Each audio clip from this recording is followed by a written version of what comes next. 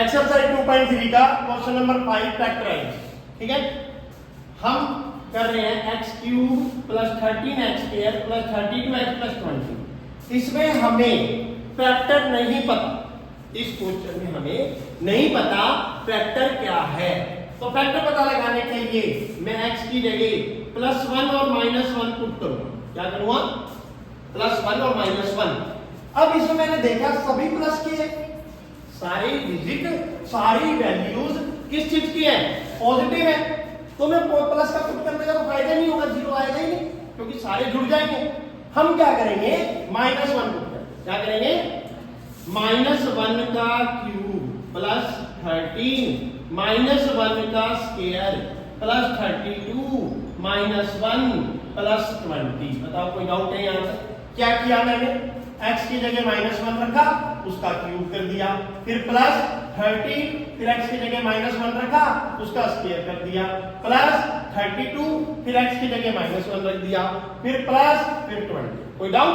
No doubt. अब खोलेंगे, minus को 3 बार मल्टीप्लाई करेंगे तो क्या आएगा? -1 को 3 बार मल्टीप्लाई करेंगे तो क्या आएगा? 1 प्लस 13 मल्टीप्लाई, माइनस को 2 बार मल्टीप्लाई करेंगे क्या आएगा? प्लस। लिखो मत, 1 को 2 बार मल्टीप्लाई करेंगे तो क्या आएगा? 1 प्लस और माइनस, माइनस 32 बन जा 32, फिर प्लस 20। दोबारा रिपीट करेंगे, माइनस को 1 को 3 बार मल्टीप्लाई करेंगे, -1 मल्टीप्लाई -1 मल्टीप्लाई -1 क्या आएगा? -1 प्लस प्लस 13 -1 को 2 बार मल्टीप्लाई करेंगे +1 प्लस माइनस माइनस 32 बन जा 32 प्लस 20। कोई डाउट? नो।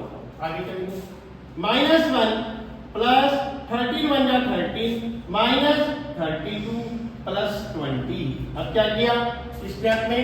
ये माइनस, ये प्लस 13 बन जा 13 -32 प्लस 20। कोई doubt?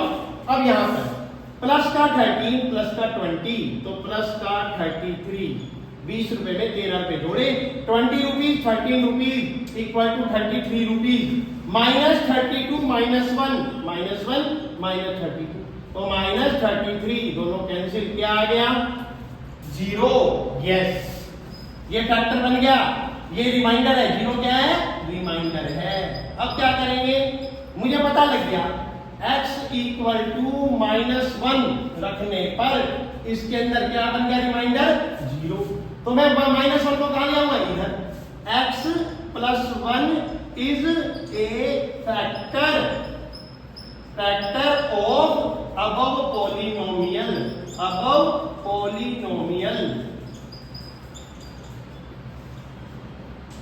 px, above polynomial px। देखो ये px के इक्वल है। आया नहीं आया? अब क्या करेंगे? अब आई असली बात। अभी तो मिला एक फैक्टर। कौन सा मिला? एक फैक्टर x प्लस 1। यहां तक कोई डाउट नहीं है? क्लियर है? इस x प्लस 1 से इसको डिवाइड करना है, वो भी लॉन्ग डिवीजन मेथड से। कैसे करते हैं लॉन्ग डिवीजन मेथड से? ध्यान देना, किससे डिवाइड करना है? x प्लस 1 से, क्योंकि -1 पुट करने पर रिमाइंडर 0 आ गया, तो इससे पता लग गया कि x प्लस 1 इसका फैक्टर है। अब किसको डिवाइड करना है?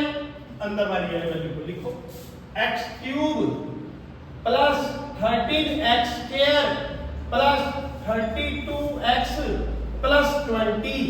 पता लग गया किससे डिवाइड करना है? x प्लस 1 से। पता लग गया किसको डिवाइड करना है? इसको। डिवाइड क्यों करना है? क्योंकि रिमाइंडर 0 है।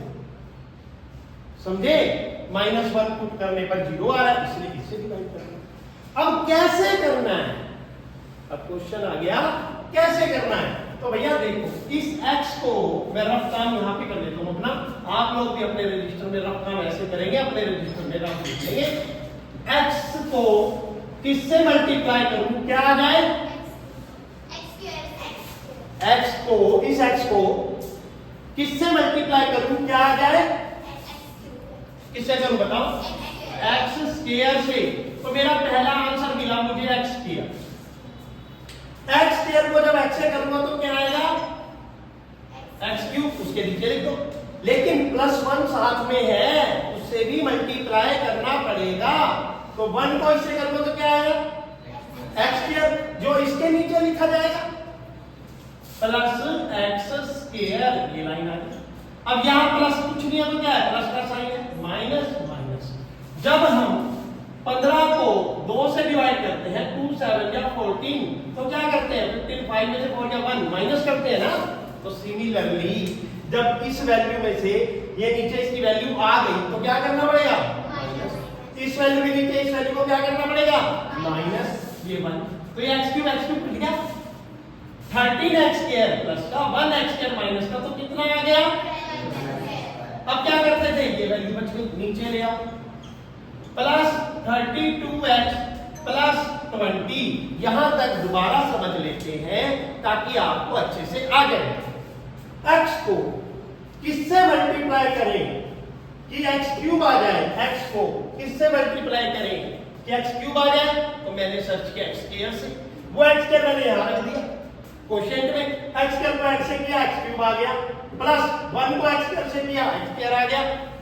अब साइन बदल गए, ये कैंसिल हो गया, प्लस 13 माइनस 1 12x, देन ये पूरी वैल्यू यहां आ गई। अब इस x को फिर मल्टीप्लाई किससे करें कि क्या बन जाए, 12x स्क्वायर, 12x स्क्वायर, तो 12 तो आएगा यार, x को किससे करें, x भाई x को 12 से करेंगे, 12x हो गया, अब x भी लगाना पड़ेगा क्योंकि स्क्वायर चाहिए। तो अगली वैल्यू पता लगी प्लस 12x, पता लगी, प्लस 12x को x से करेंगे तो 12x स्क्वायर आ गया। अब इसी 12x को 1 से भी करना पड़ेगा तो प्लस 12x आ गया। अब ये लाइन, ये प्लस है यहाँ पे तो क्या बन गया माइनस, ये प्लस है तो क्या बन गया माइनस, बस ये x क्या ये कट गए, दोनों सेम है। 32x प्लस के माइनस 12x तो 20x, और ऊपर से क्या आ गया प्लस 20। आया या नहीं आया, क्लियर हो गया। अब इस x को किससे मल्टीप्लाई करूं कि 20x आ जाए, क्या आ जाए 20x, तो क्या लिख दूं 20, तो प्लस यहाँ क्या आ गया 20, 20 को x से मल्टीप्लाई करा क्या आया 20x, प्लस 1 को 20 से करा क्या आया प्लस 20, ये माइनस ये कैंसिल क्या आ गया, ये हो गया रिमाइंडर। आया नहीं आया, ये हो गया कोएफिशिएंट। ये वैल्यू जो पूरी अंदर लिखी थी ये क्या है डिविडेंड, क्या ये डिविडेंड। और ये जो बाहर x प्लस 1 हमने निकाला था वो कौन है डिवीजर। अब डिविडेंड इक्वल टू, हमने 6th स्टैंडर्ड में पढ़ा था, dividend equal to divisor multiply coefficient plus remainder, ये हमने पढ़ा था नहीं पढ़ा था। अब डिवीजर क्या है x प्लस 1, कोएफिशिएंट क्या है x square plus 12x plus 20, या मार्क कर दो प्लस 0 लिखने की जरूरत है नहीं है। अब क्या दिखाई दिया, जाओ मार्क कर दो इसमें हिस्सा। हाँ भाई देखो ये फैक्टर तो मिल गए, ये क्वाड्रेटिक इक्वेशन बन गई। मिडल टर्म स्प्लिटिंग में 1 को 20 से मल्टीप्लाई करेंगे, 1 into 20 इक्वल टू 20, 20 के ऐसे फैक्टर मल्टीप्लाई करें 20 आए और प्लस ऐड करें तो क्या आए 12, क्या आए 12। तो बताओ 10 2 जा 10 प्लस 2 हो गया x plus 1, big bracket x square plus 10x plus 2x plus 20। अब इन दोनों में common x plus 1 x common, x plus 10 plus 2 common, x plus 10 common, x plus 1 x plus 10 x plus 2। इन तीनों नंबर को multiply करेंगे, ये तीनों factor इस dividend के हैं।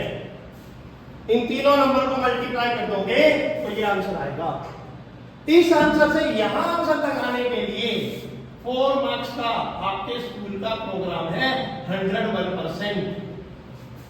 10th बोर्ड में भी ये कंसेप्ट आता है।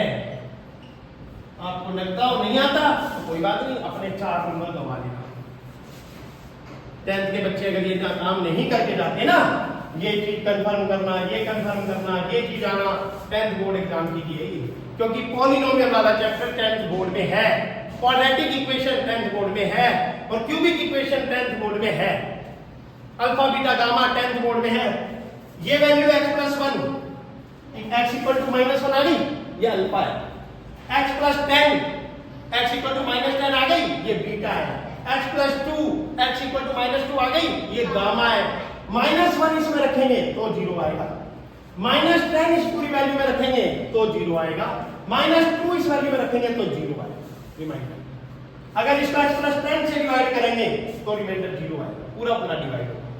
इसी वैल्यू को x+2 से डिवाइड करेंगे तो भी रिमाइंडर 0 आएगा। आप चाहो तो आज वेरीफाई करके देख लेना, इसको इससे भी डिवाइड करके देख लेना, इसको इससे भी डिवाइड करके।